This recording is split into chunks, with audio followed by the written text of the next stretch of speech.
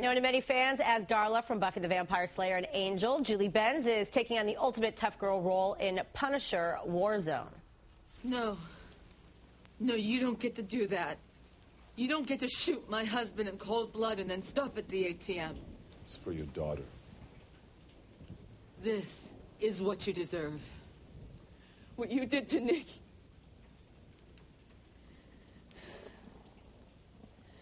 Who punishes you?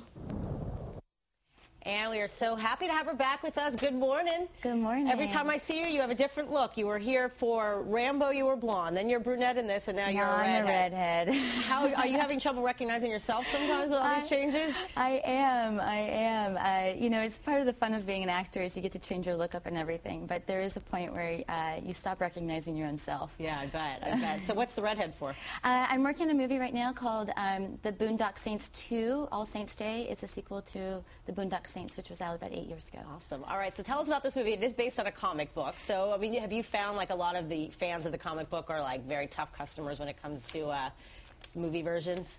Yeah, definitely. I mean, when they're diehard fans of the comic books and the graphic novels, you know, they're expecting us to deliver a certain amount of product that they want to see, and I think this movie really delivers it. I mean, it's an amazing transformation of the Garth Ennis's 2004 graphic novel Punisher Max. Right. And it's a very violent, very gritty retelling of the story, and I think fans are going to be very excited to see it. I mean, I know for myself, I felt like I was really in a comic book while shooting the movie. Wow, that's cool. That's great. So now, you had to lower your voice a little bit and have a New York accent. Was it hard to like stay like that the entire movie, given that you're not from New York? It was. It was the first time I had to tackle an accent in my career, and I talked like that the whole 3 months of filming, and it was fun. So can you still pull it off? You go hang out in Brooklyn and pass, you think, for Brooklynite? I don't think so. But it did bring out a tougher side to me. It was fun. I got to be this, tough girl for a little while, and it was a very cool experience. Can you give us a little sample?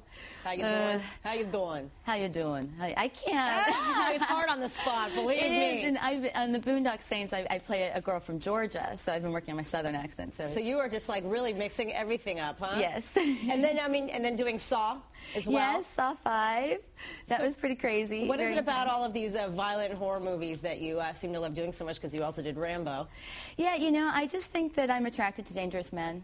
Really? Is that what it is? Yeah, that's what I think it is. In your career, what about your personal life? Not my personal life. Good. Phew, so life is not imitating art in that department, huh? I certainly hope not. Never been into the bad boys? No, not really. No. I get enough of that on screen, so exactly. I think I work out those issues at work, and then... So you don't have to go to a therapist to do it. You can work through it on the show. Like, okay, also being on Dexter. Clearly, he's not exactly the most normal person to be in love with.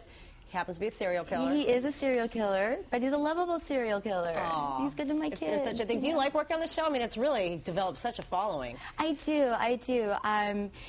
The writing is so amazing, and it's working with Michael C. Hall is just for me a real gift to be able to work with him. And I was a big fan of his from 6 Feet Under. So yeah, it's been a great opportunity to play Rita and to work on the show.